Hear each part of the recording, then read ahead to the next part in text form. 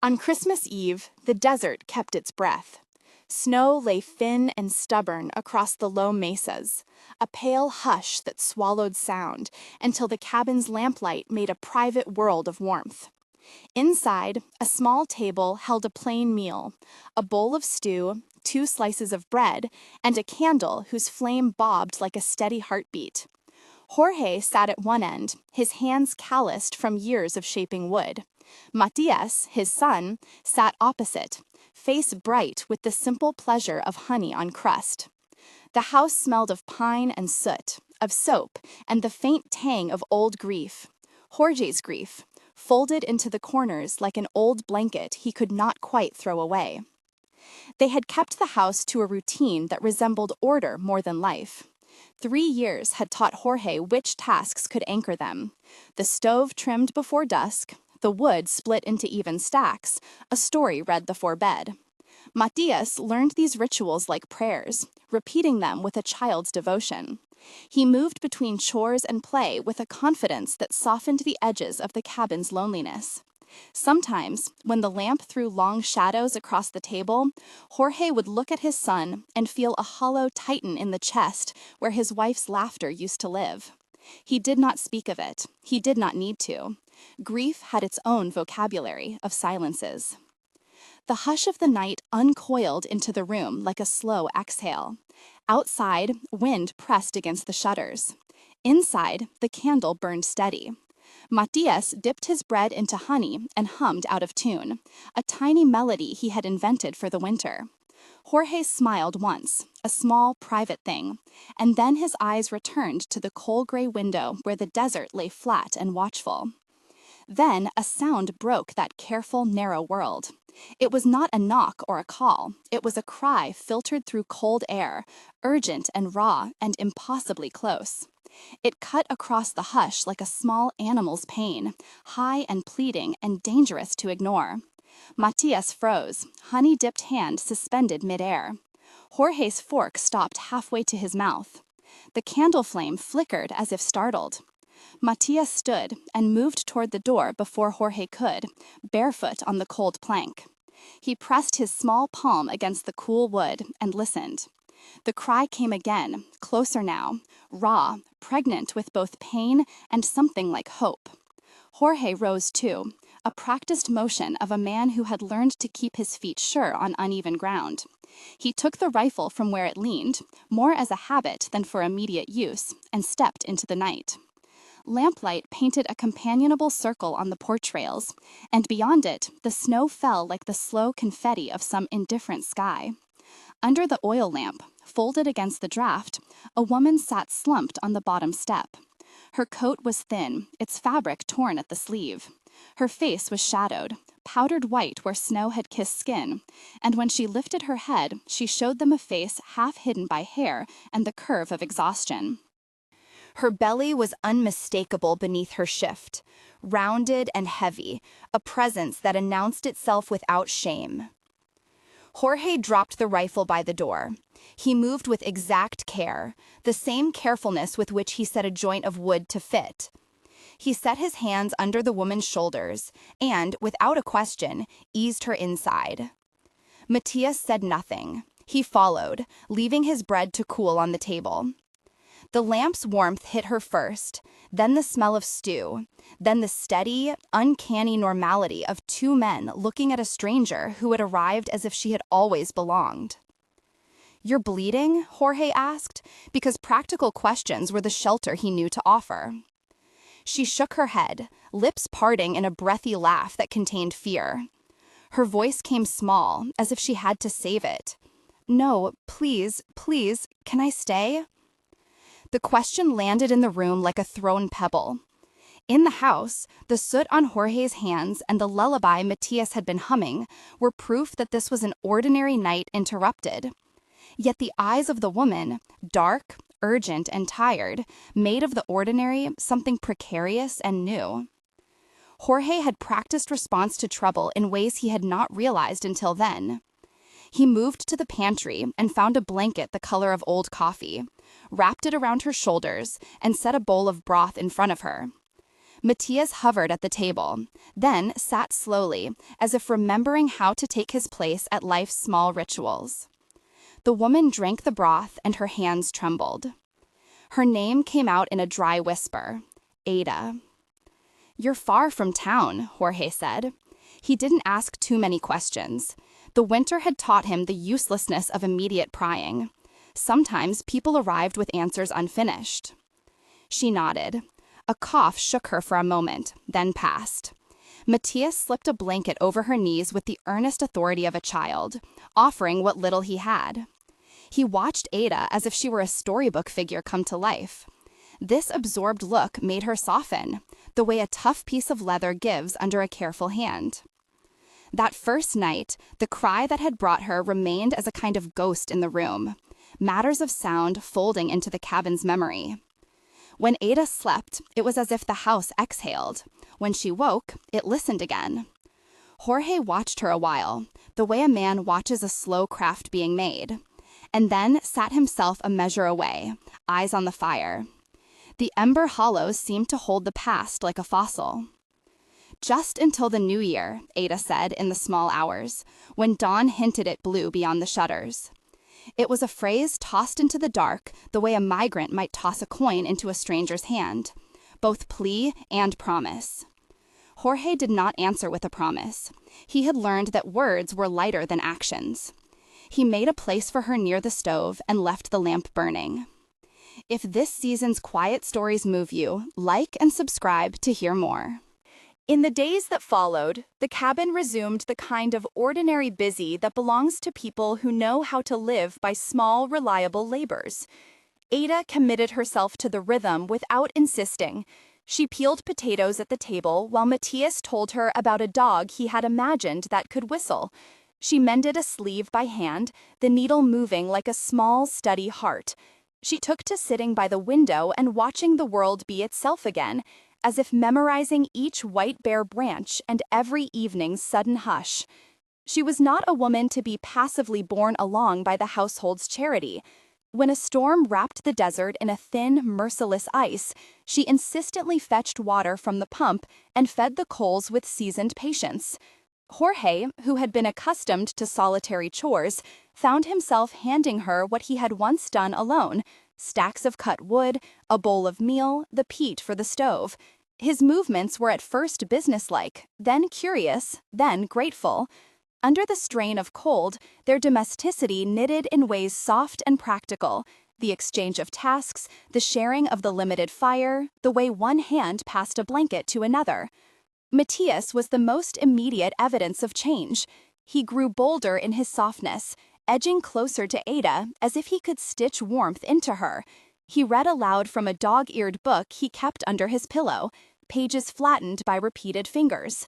He chose the same story every night, the one with the small bird who came home after the snow. Ada took to listening, then to humming while she mended. An offbeat lullaby adjoined Matías's voice into a small chorus. Ada's smiles were careful at first.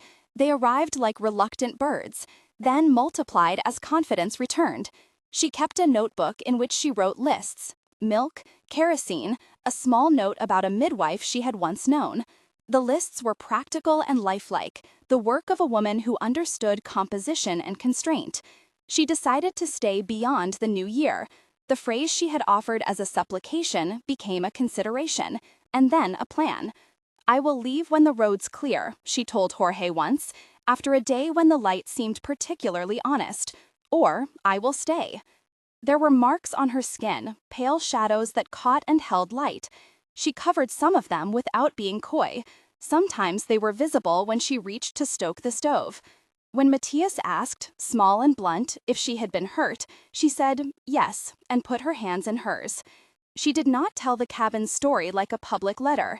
Her pain was not a tale she offered for consumption. It was something she kept to understand herself by degrees. When she did speak of it, it was in fragments. He would come with promises, and then he stopped, swallowing an image. He could be heavy. Jorge heard the word and made no theatrical rush to anger. Rage was a tool he kept in reserve, and it did not suit the quiet house to let it loose. Instead, he did what he knew to do.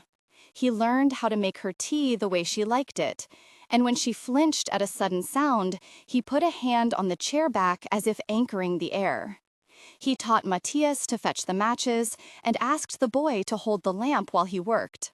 Small actions, little, patient repairs. Neighbors noticed. Maria down the lane left a pie on the step and retreated with a look that mixed curiosity with caution. Old men at the feed store nodded when Jorge came into town. Some wondered, some speculated, and no one opened their mouths to judge. In a place that valued privacy like a sacred object, people gave help by not asking too many questions. But in the evenings, when Ada sat on the porch and the wind smudged the horizon, the lights of the village felt like a promise, fragile and human. At night, when the house settled in its thin warmth, Ada's breathing found a rhythm that sounded to Jorge like a lullaby of its own. Once, in the dark, Matías asked, in a voice barely above the stove's hiss, "Will she have the baby here?"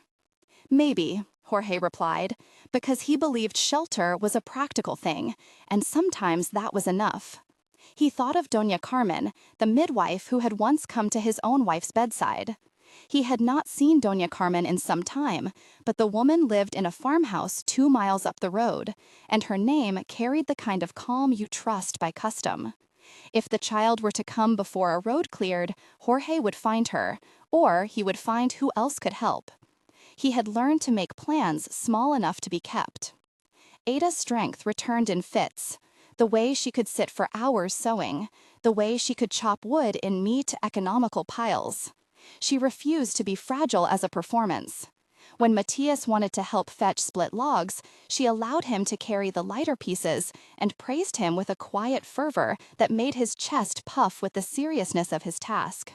She taught him small things, the way to roll dough thin, how to whisper a story for a child's dream, things that lodged in Matías' belly like seeds. In turn, Matías gave her the animal innocence of a child who believed in easy remedies, hugs, a warm cup, the reading of the same page until the story seemed to fold into the walls. One afternoon, over a pot of stew that softened even Jorge's cautious expressions, Ada said, almost conversationally, "He always said he'd come for me." The statement was not a plea, but a placement in time, a fact like an object left on a shelf. She looked at Jorge then, as if weighing his response. "Did he?" Jorge asked. "Sometimes. He meant it when it suited him." Ada's laugh was small and brittle. Other times, he meant other things. "People make promises," Jorge said. The sentence was neutral.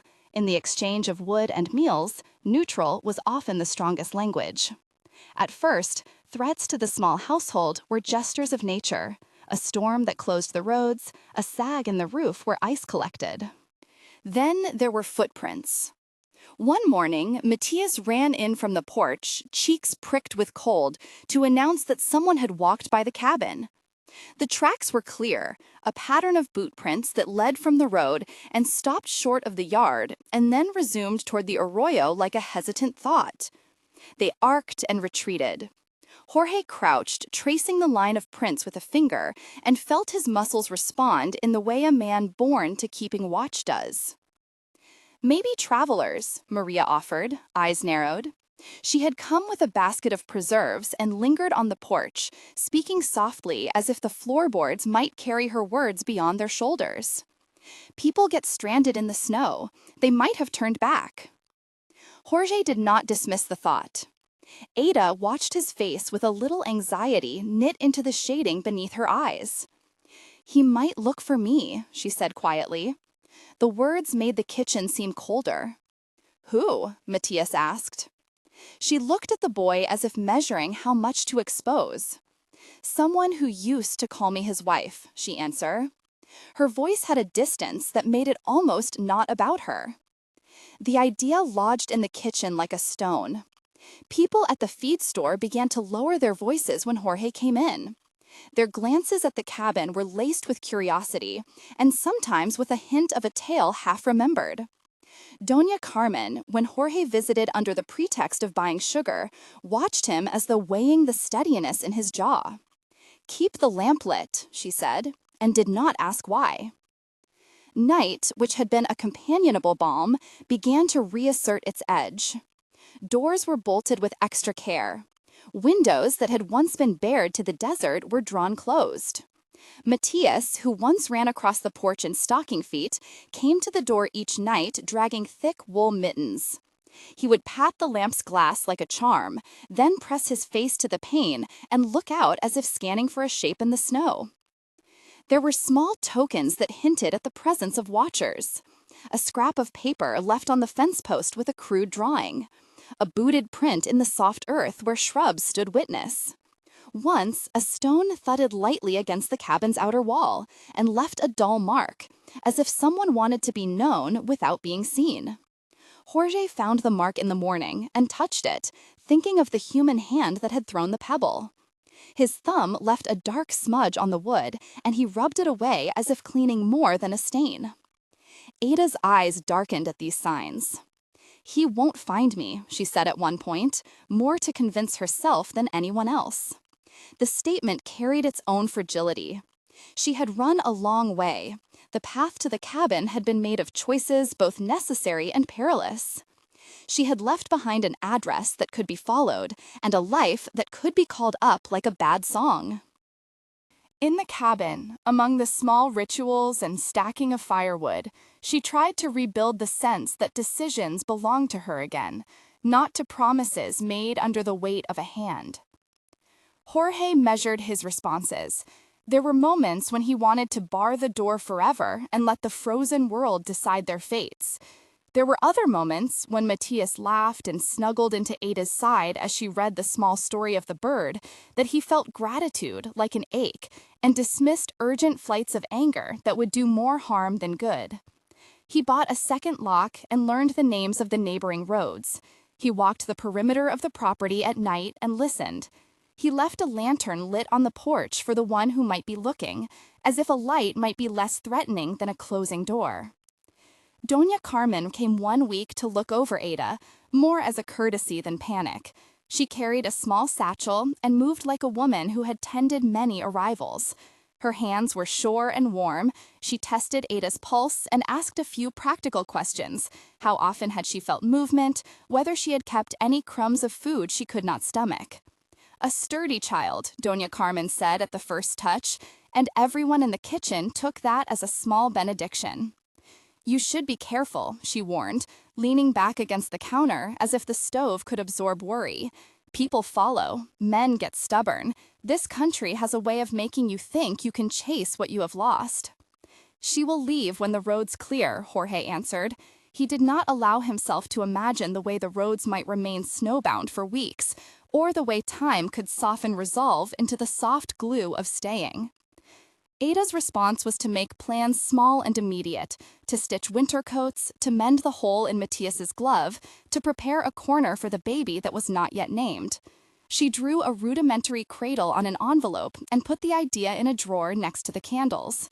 When she spoke of the child, her voice altered, the edges softened, and she referred to the life inside her as if to preserve it from words that might hurt. When Matías asked what it would be like to hold a sister, her eyes filled with a reserve of love so fierce it almost frightened Jorge by the warmth of it. As the days shortened toward the new year, the cabin softened in ways a house does when people let their guard down. Wool stacked in a neat pile, a kettle sang in a tenor pitch, and the stove flared in a way that suggested comfort without complacency. The three of them developed a tacit choreography. Jorge handled the heavy work, Ada tended the small, precise tasks, and Matías supplied the light, the irrepressible energy that made them exchange smiles without being certain why. One evening, the wind brought a fresh set of tracks to the porch, deeper and less hesitant. They ran parallel to the fence and then into the scrub, leaving a clear line, as if someone had paced the boundary. Ada's hand rested on the table where the lamplight pooled, and for the first time since she had crossed their threshold, she let her voice tremble. "He has his ways," she said softly. "He knows how to wait." Jorge folded his hands and felt a fatigue that lived deeper than the muscles that moved wood. He had lain awake the previous night imagining shapes in the dark, the way a man imagines a storm's direction by the pattern of leaves. He had no illusions about himself as a hero. He had learned to keep a child warm and to secure a roof. He had not learned to stop the violence of men who insisted on owning what was not theirs. For a moment, he thought of his wife's photo on the mantel, the smile she had in it like a promise he had been unable to keep. He did not ask for guidance from that memory. He simply let it sit as a quiet lodestone for his decisions. Days slid into a slow sameness until a moment snapped them awake. A knock at the door that was not the soft, cautious rap of a neighbor, but a single, hard pounding that echoed against the wood like an accusation. Matías flinched and clung to the leg of the table. Ada's hands went to her belly, as if to hold what is most hers. Jorge moved to the door with the exactness of breath, opening it a slit and peering through. Snow clung to the lashes of the person beyond. A man leaned in the shadow, face half turned away. He wore a heavy coat, and his hand gloved the handle for a second before it dropped. The man did not speak at first. The cold air exhaled between them like a third voice. Then he said, in a voice neither exactly gentle nor wholly threatening, "Is Ada Thompson here?" For a moment, the world narrowed to the sound of that name, and the room seemed to tilt.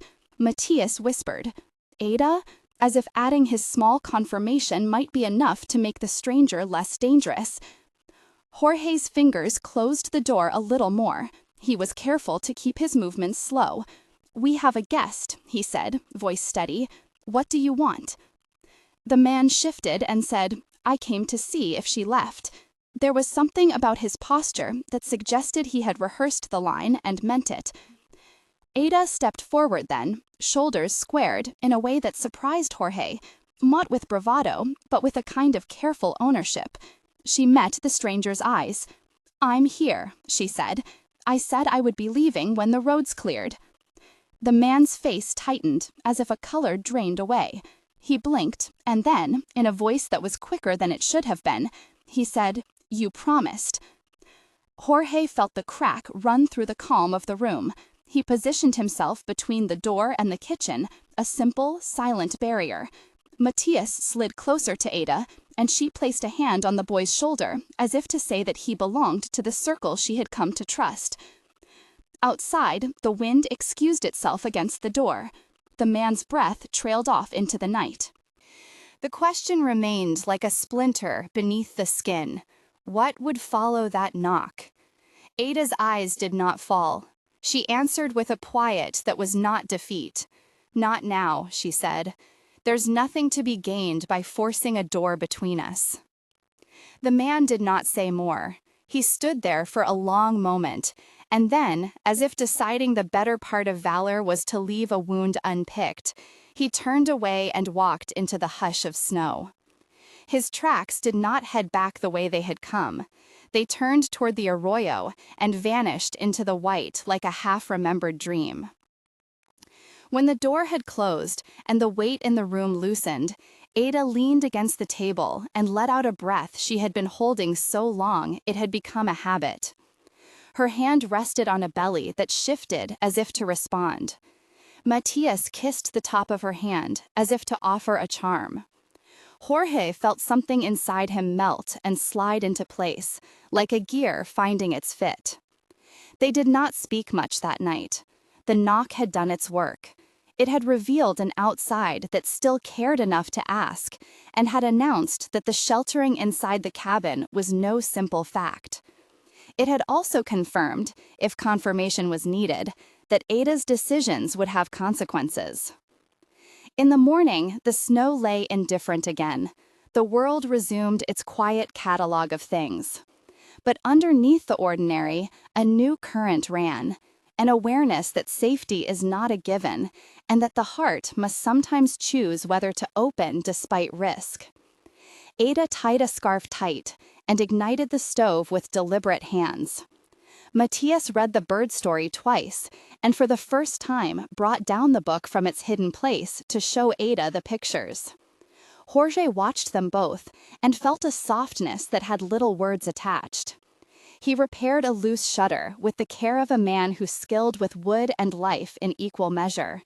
And as he did, he imagined for the first time in a long while a future that included more than the day's chores. The cry that had come on that first night kept returning in small ways.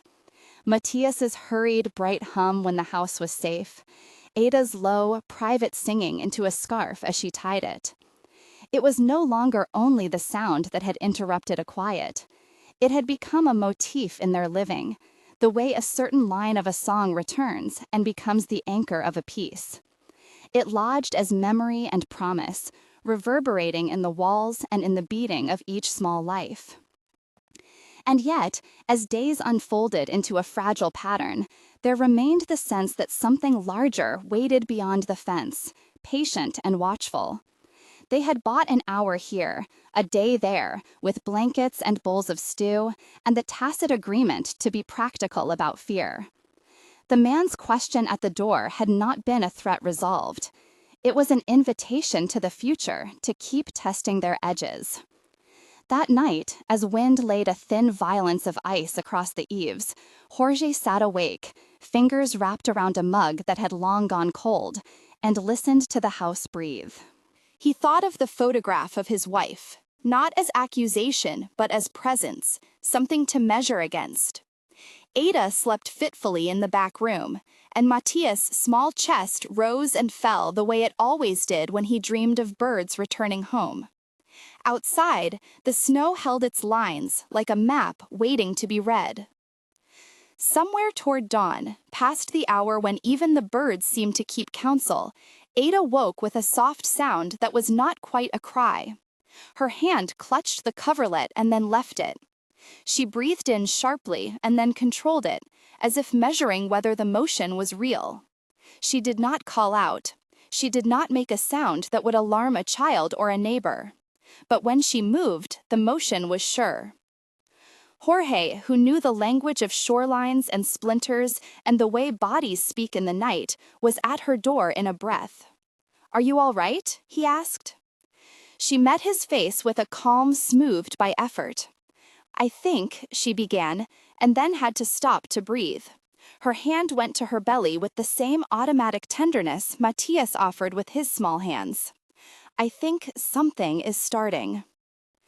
The word sat between them like a bell. It suggested arrival and fear and a future they had not yet earned. The house trembled in its sleep, and out in the dark, the desert held its own counsel, waiting to see what the small human circle would do. Jorge moved with the same exactness that had carried him to the porch that first night. He stoked the stove and set a kettle to boil. He fetched a thick blanket and folded it at the foot of the bed. He did not yet think of calling Doña Carmen. That thought belonged to the next breath. For now, they would gather what they could: water, light, the small comforts that steadied facing the unknown. Matías came, sleep still in his hair, eyes wide. He understood something primal in the way adults moved, an old and basic readiness that a child could recognize even if he could not name it. "Stay close," Jorge said, and his voice was the kind that fit a child's hunger for direction. Matías took his place near Ada's knees and made a small, solemn promise with the movement of his hands. Outside, the world held its breath again. The moon slanted thin and cold. The tracks in the snow held the memory of strangers and the possibility of someone coming back. Inside, a woman who had come as if by some act of desperation now prepared to meet the most human of arrivals. The cry that had interrupted their Christmas Eve seemed to fold in on itself, as if to remind them where the story had begun. A sound in the dark that demanded shelter and, if given, would change the geometry of the house. In the corner, by the lamp, the photograph of Jorge's wife watched the scene with the solemnity of an altar. It was a reminder not of absence alone, but of the capacity for people to keep acting in the small, steady ways that make a life. The stove hummed like a patient animal, and the house held its breath. Outside, the wind stitched cold lace across the porch, Inside, a steamy veil rose from the kettle and fogged the window. Ada's face had a new tension to it, the kind that belonged to someone trying not to fall apart while being counted on to hold everything together.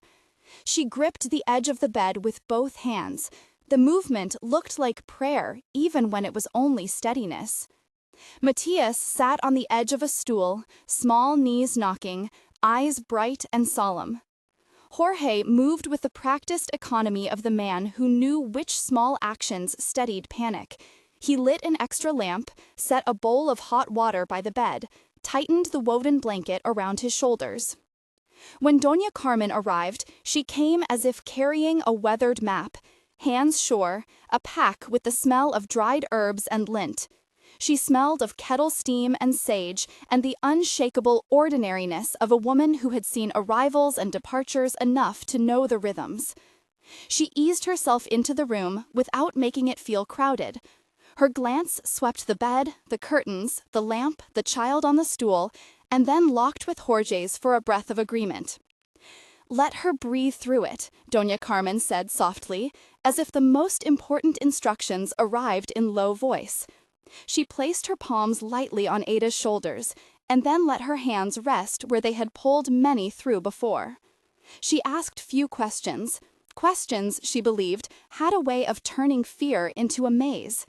Instead, she set a cloth on the table, arranged a small pile of towels, and drew closer to the candlelight.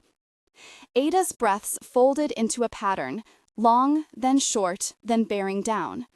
Matías had been instructed to fetch more blankets and came back with his arms full, cheeks red from running in the cold.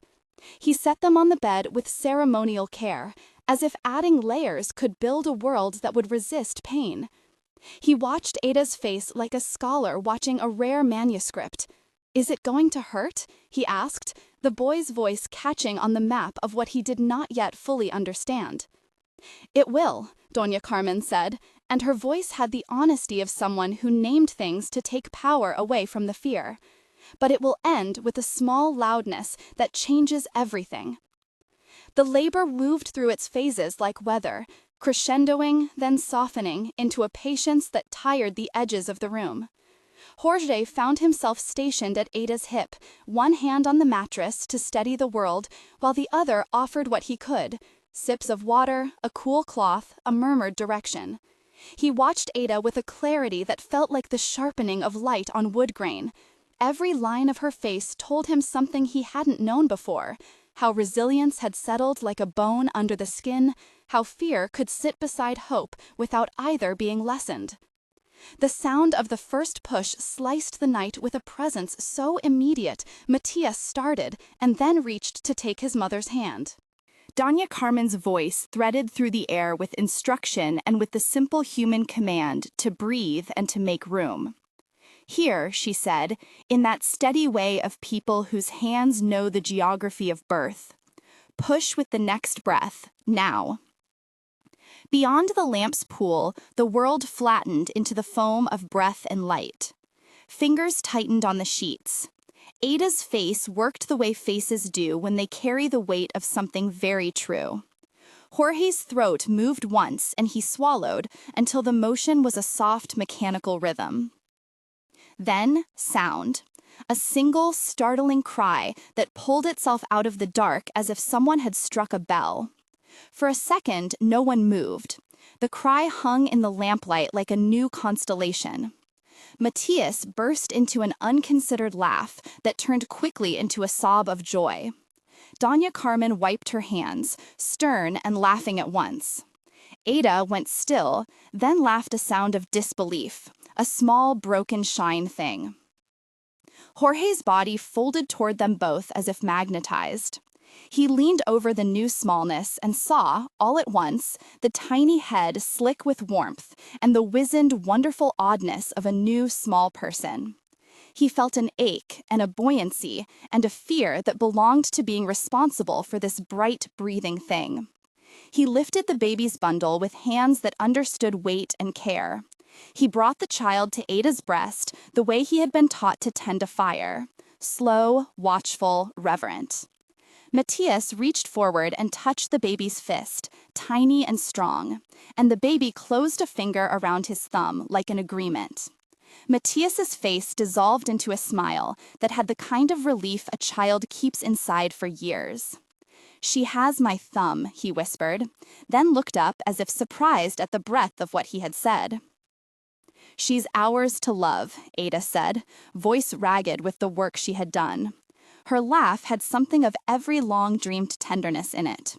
She turned her face to the lamp where shadows played like small private audiences. "Elena," she added, the name spoken as if announcing a promise. The name came with the fullness of memory. Ada's mother's name, spoken like a bridge between what had been and what might become. Doña Carmen made the declarations of practicality. Wrap the child, keep her warm, feed the mother, let the boy wash his hands. The midwife's cadence was an old map redrawn on the table. These things first, then those. Outside, the snow went on doing what snow does, covering tracks and pledging to remember little of the immediacy of human decisions. Inside, the heat of the stove and the press of bodies created a small climate of survival and tenderness. After, in the thin light of pre-dawn, Jorge slid down on the floor near the bed and let his head rest against the wood. He felt a new bruise of something soft and vast settle in him, wonder braided with an ache that belonged to the past. He thought of the photograph on the mantel, the woman who had been his wife, and allowed that memory to exist like a candle beside the new glow. There was no betrayal in that. There was place for more than one light. The days that followed stitched themselves into a patchwork of small necessities and great soft accidents. Elena's cry threaded through their waking hours like a motif, sometimes cutting sharp and sometimes curling into a small comfort. Matías learned the cadence of a lullaby, singing off-key lines he had invented, and which, because of the context, sounded like hymns. Ada took to holding the child in the afternoons by the window.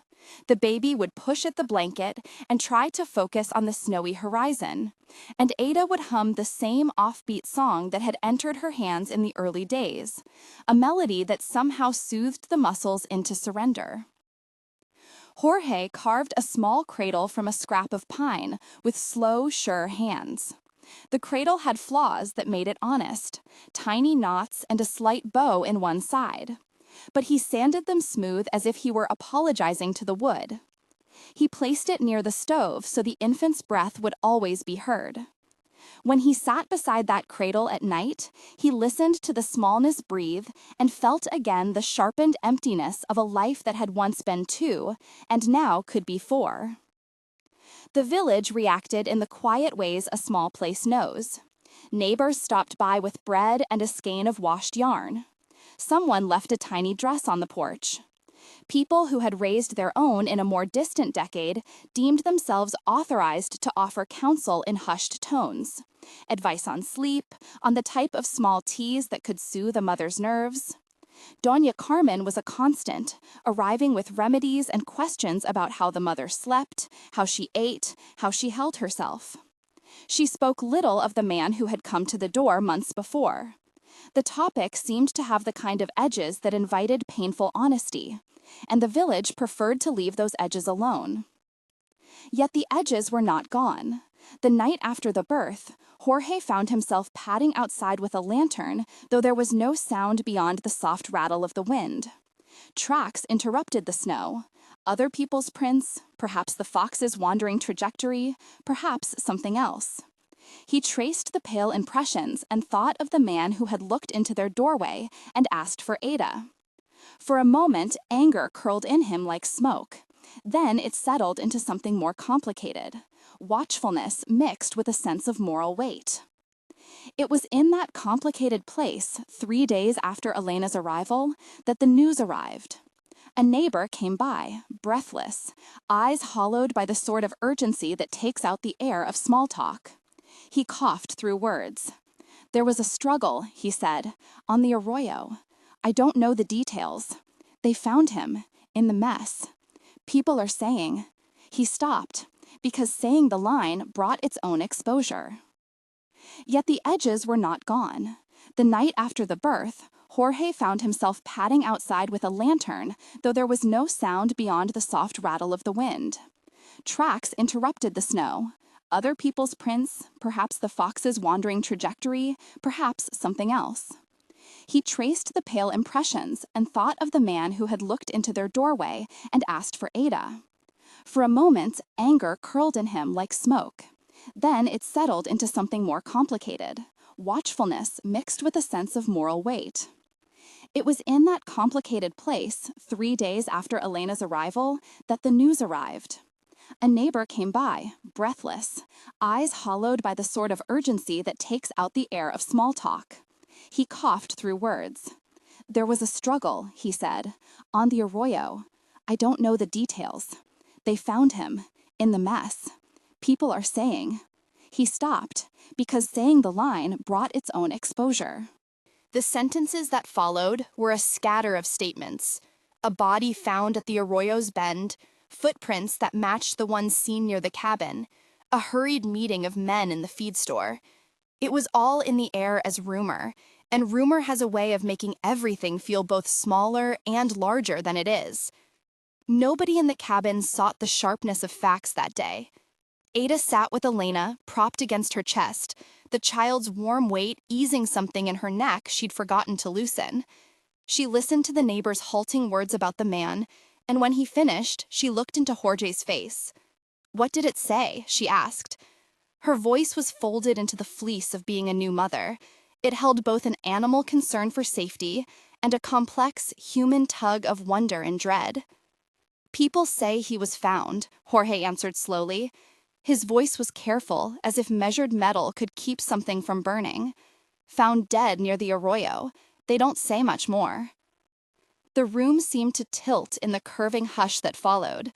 Matías, who had been playing with a wooden horse beside the stove, noticed the change and came to stand between them, small human scaffolding in a house that had a lot of fragile architecture. Ada's face did not erupt into victory. No cheer broke the air. Instead, she closed her eyes and a tightness, like a film, crossed her features. There was a long, private second where something that had been a knot of fear unthreaded into a complicated mix of relief and sorrow. "I didn't want this," she said finally, in the low, precise language of someone who wanted to hold both the fact and its moral weight. "I wanted to run, to be free. Not—" She stopped. The rest of the thought did not want to be named.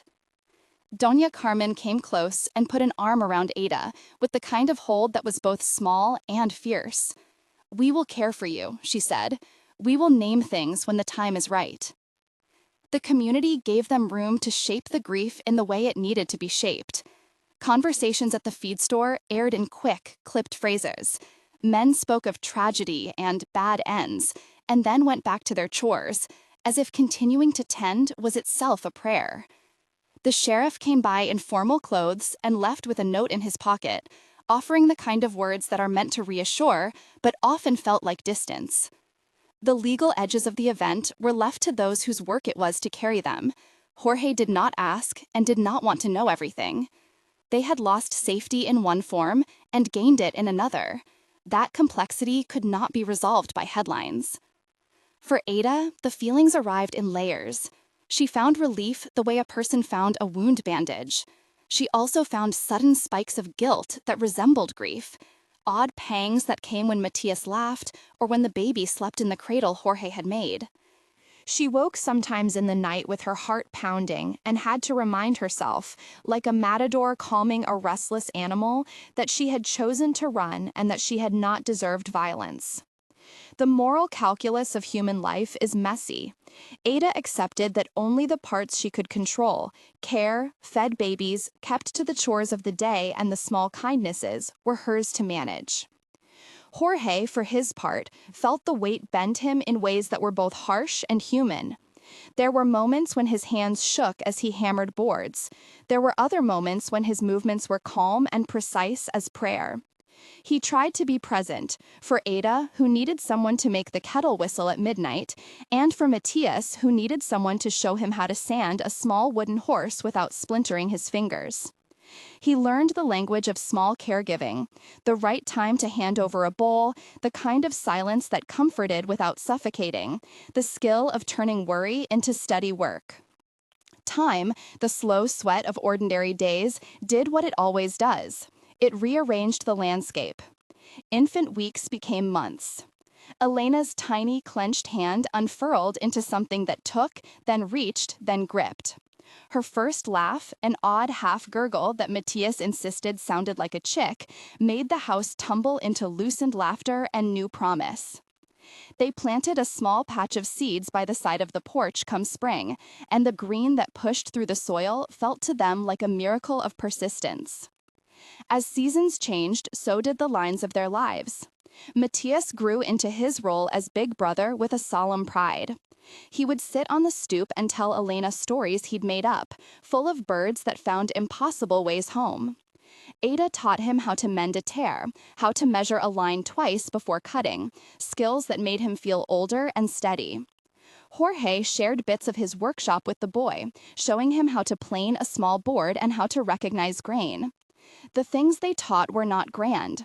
They were the kind of instruction that made a person useful and quiet inside, a soft armor. The days had their own liturgies. Mornings when Jorge would check the stove, afternoons when Ada would lay Elena in a patch of sunlight on the floor while Matías chased a paper kite across the yard. Distant neighbors stopped by less as strangers and more like threads of a web. Maria left a basket of clothespins and a casserole, and Doña Carmen taught Ada a recipe for a calm breathing tea. The village had a way of folding people back into the communal rhythm when the harm they had suffered did not invite curiosity. But the past returned in small, stubborn ways. There were times when Ada would freeze at a sudden knock, her whole body anticipating the kind of hand that had hurt her. There were nights when Matías would wake with the image of men arguing, and his small chest would heave. George could not erase those nights. He could only be present at them, a solid figure whose shoulder might be leaned on without needing answers. He learned to sit and be steady and let words be few. The kind of solace he offered was practical and repetitive. He brought hot broth, fetched a fresh blanket, loosened a jaw that had clenched, and said very little. Months slid into a year. Snow came again, this time thinner and somehow Shakespearean in its shaping of light. The house that had once been a two-place container had become 3 and then 4, not only in number, but in habit. The photograph of Jorge's wife remained on the mantel, but around it now were tokens of the new life. A small knitted cap, a carved wooden horse with Matías's name carved clumsily into its belly, a ribbon tied around a jar of sugar. George found that memory had room for both a lost love and a present one. The love were different kinds, but neither canceled the other. There was a late afternoon, in a spring that had begun to warm the earth, when George felt a seriousness that had nothing to do with storm or work. He had kept a small silver ring in a drawer for a reason he had not decoded until then. He had saved it because it had been his wife's, a band worn thin by years and beloved. He had not meant to offer it as anything but a relic. But as he watched Ada rock Elena, who was asleep against her chest, and saw Matías teaching the baby a silly face, he felt the ring grow heavy in his hands, like a question. He did not make a spectacle of it. He carved some time, as if he planned a small ritual, a walk with Matías to the arroyo where the ice had once sat, and a place near a sunlit bank where wild grass had started to push through. He told Ada that he needed to speak, and asked if she might sit on the porch and watch Elena while he was gone. Ada, whose decisions had been many and deliberately weighted, nodded. She tied an extra scarf about her head and tucked the sleeping baby in the cradle for a minute. The question Jorge carried had the shape of a small human need, to ask another to be not only a household, but a life partner. He had no illusions about romance in a frontier house. There was no country house flourish, no scripted line to transmute everything.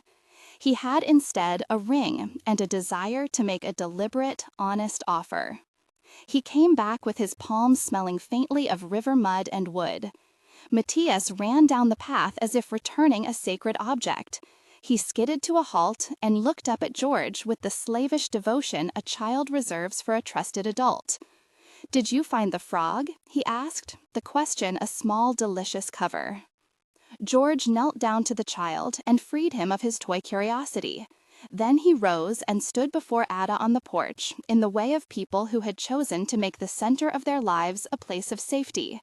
His hands were a little rough where he had worked at the wood. His jacket was patched in the elbow. The light hit him, not cinematic, but honest. "Ada," he said, and the sound of his own voice was small but steady. "You didn't owe us anything when you knocked on our door. You didn't owe us trust. And yet you've given us a life. You have given Matías a sister, and me the chance to be needed again." Ada looked at him fully. No theatrical pause, no exaggerated shock. She had learned to read the measure of men. "You don't talk like this," she said, and there was a smile in it, the way a person tests a new thing. "I don't," Jorge admitted, "but I wanted to ask something because I think it's right to say it. I can't give you a fine ring or a lot of things. What I can give is this." He reached into his pocket and held out the small silver band, its surface buffed by memory. "It's not new, and it belonged to someone I loved. If you will have it, if you'd have me, I'll spend my days making our house something that keeps you all safe. I can't promise a life without fear, but I can promise—" He stopped, because promises had to be the small, true kind. "I can promise to be present." Ada studied the simple ring, then looked at Matías, who had come close and whose eyes were large and earnest. Elena fussed in her cradle and let out a soft sound like a question. It was a small domestic audience to a big question. Ada's hands were warm as she took the ring. She rubbed it once along her thumb and then slipped it over her finger. "I will accept," she said, but more than acceptance, there was a choice. She stepped forward and reached for Jorge's hand as if making a covenant by the press of her palm. "I won't let you forget the woman you loved," she added, with a modest vow and a tenderness that made the moment less about ownership than about the congregation of lives. The neighbors, if they witnessed anything of the exchange from the road, later said they'd seen Jorge and Ada on the porch and the way the light caught the small ring. They did not shout it. Gossip in that part of the world is gentle and cautious. Instead, people nodded when Jorge passed with a new lightness in his stride. Maria left an extra loaf by the door and a tiny note that read, "If you make a bowlful of soup, bring us some." The village accepted them in small trades of nourishment and presence. Even with the public acceptance, there remained the private complexity of what had occurred in the arroyo months before. The village had learned that the man who had come to the door was dead. They had learned other things in half-words, that there had been a confrontation, that people were human and had acted to protect themselves when protection was the only language left, that history is full of actions whose moral cost takes years to tally. For Ada, the knowledge that the man who had hurt her was gone. It arrived like a last winter coat that did not fit, necessary, yet not exactly comforting. There were nights when she stared at the ceiling and imagined the man as a presence outside the house, and then as a wound that had stopped bleeding but left the tissue tender. She knew she owed her life to the choices she'd made, to flight and to the kindness of two people who had taken her in. She also knew the dead have stories and consequences. Sometimes she would go out to the arroyo by herself and look at the place where the snow thinned into mud and would whisper something not meant for anyone's ears. The place sat quiet and patient and made no judgment. Their life did not settle into a storybook line. There were small ruptures, a night of sobbing that took Ada and Matías, a conversation with Doña Carmen about feelings that felt too big to bear, an argument over a spoiled jar of preserves. They argued in small human ways, and then fixed what could be mended. The long work of healing is a series of small, repeated acts. A hand placed on a shoulder, a soup set on the table without question, a child allowed to hide fears in the dark. Time, stubborn and patient, brought ordinary markers. Elena's first tooth that made her smile like a wax-broken doll. Her tentative crawl that launched an expedition across the rug. Matías' first attempted lesson at tying laces, followed by fierce concentration and a small, triumphant, "I did it!" Jorge's hands learned new jobs, braiding hair, finding the end of a shoelace, patching a favorite shirt. Ada taught Matías to make a small ribbon for Elena that he wore as if it were a medal. Years did not pass in a blur. Each season carried its own texture. The first spring after Elena's birth was a study in green. The next winter brought light snow that dusted the roof and turned the trees into lace. The house changed in small ways. A sun-faded curtain here, a new shelf there. The photograph of Jorge's wife was no longer a tombstone of memory, but a part of a constellation of objects, some past, some present. The family kept it as a gentle map to where they had come from. On a late evening, with the year leaning toward its close and the scent of wood smoke hugging the air, Jorge sat with his family and felt a fullness that could be named without diminishing the things that had been lost. Matías read aloud from the same dog-eared book, because habit had the charm of continuity. Elena, no longer a baby but a small person with a remarkable capacity for mischief, sat with her hair in tiny tangles and listened with the rapt attention children give to important things. Ada hummed into the fabric of the couch, and Jorge worked on a chair's arm with a small plane, smoothing it in the way one smooths a life. There were small traditions they invented to mark tenderness. A candle lit for the dead and the living on quiet evenings. A shared soup on Thursdays when Jorge came home earlier from errands. A ritual of mending that made the house feel safer. They did not pretend their lives were flawless. They spoke of the arroyo sometimes, but not to the point of making it central. It was a thing that had happened and had consequences. It was not the only thing.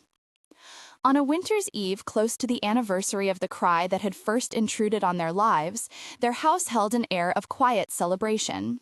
The stove's fire smelled of resin, and the windows wore the soft coat of condensation from the warm air inside. Matías had a small piece of honey cake on a plate and offered it to Elena, who accepted with the greedy joy of a child discovering sweetness. Ada stood by the window with a mug cupped between both hands. Jorge lay on the floor and let his head rest against the rug, looking up at the timbered ceiling as if cataloging each beam's small imperfections. Outside, snow fell in the honest way the desert's cold can be honest. Thin flakes that did not hide the line of the horizon, but gilded it. Inside, the house felt like the place it had always intended to be: shelter, warmth, and the small multiplication of love. The memory of the cry that had begun everything had become a legend in their private history. Once a sharp interruption, it had softened into the sound of a life that began and bound them. Ada picked up Elena and carried her to the window. The child's breath fogged the glass like a living punctuation. "Do you hear that?" Ada asked, fingers tracing the little one's face. There was no expectation beyond the gentle conversation people carry with their smalls. Elena blinked and made an opinionated gurgle that Jorge, who had come close, translated in a stage whisper. "She says snow is like sugar." They laughed, not from force, but from the curious ease of a family that had grown into itself by small acts over time. Jorge stood and moved into the soft light. He picked up his plane and ran at once over the armrest he had been working on. "We have been good at keeping the lamp lit," he said. His voice had the contentment of someone who had found a rhythm. Ada turned to him and smiled, the private, mutual acknowledgement of two people who had been through fright. "We have," she agreed. "We've kept each other warm." There were no fireworks, no grand pronouncements. Instead, they shared a silence that held more meaning than speech could. Matías curled his legs under him and hummed the off-kilter lullaby he had invented, a tune that had become one of their house's signatures. Elena, tuning to that familiar melody, stretched her tiny hand and made a fist as if in agreement. Outside again, the hush of snow made the world softer. Inside, the lamplight warmed the faces of people who had once been strangers and who now belonged to a single story written in daily sentences. The cry that had cut into the hush on that first Christmas Eve had been the hinge for everything. It had been a desperate sound, full of urgency and the need for shelter. It had been answered and had rewired the house's geometry from solitude into a domestic constellation. At the close of the evening, as the children were tucked in and the house settled into its nocturne, Jorge moved to the mantel and, in the small ritual of an ordinary man, adjusted the photograph of the woman he'd loved. He placed his hand lightly on the frame and gave a small, respectful nod as if to signal that memory, too, had a place in the new pattern. Ada, watching from the doorway with Elena asleep against her chest, returned the nod in the way of someone who had come to understand that lives are layered and that love can grow without erasing what came before. They did not speak of heroism. They did not make stories grander than the truth. There were nights of worry, days of small joy, and the endless work of being kind to each other. They tended the fire and the bones of ordinary living with a devotion that felt at once humble and vital. The years rounded and the children grew. Matías, once, now older, guided Elena on a small wooden horse he had been taught to sand. She shrieked with delight, and his proud grin lasted all afternoon. A neighbor's boy came to play, and later became a friend. They learned that the map of safety expands when a few hands at a time choose to keep the lamp lit. On a quiet December evening, some years removed from the original night that had intruded on a planned silence, Jorge, Ada, Matías, and Elena gathered at the table with a candle that burned steady. The flame was not theatrical. It simply let them see one another. For a long minute they sat and listened to the modest sounds. The kettle's tiny tick, the scratching of a chair under someone moving, Elena's quiet breathing. The world beyond the house's walls hummed on, indifferent and unconcerned. When the night drew to a close, Ada stood and put a hand in Jorge's. No grand words were offered. She squeezed and smiled, the kind of smile that speaks of all that has been given and all that remains to be lived. Matías climbed onto his father's lap and drew a ragged book from behind a picture, then read aloud the bird story with the kind of solemn theater only a child can offer. Elena, now more certain with each day, sat in her mother's lap and reached for the flicker of the candle as if it were a small sun. It had once been the hush of Christmas Eve that defined the house. That hush had been pierced by a cry that had promised danger and then, quietly, after an anxious stretch of time, gave way to life. The interruptions of that night had reverberated in unexpected manners, in births, in fears, in small acts of courage, in decisions to stay when flight had been an option.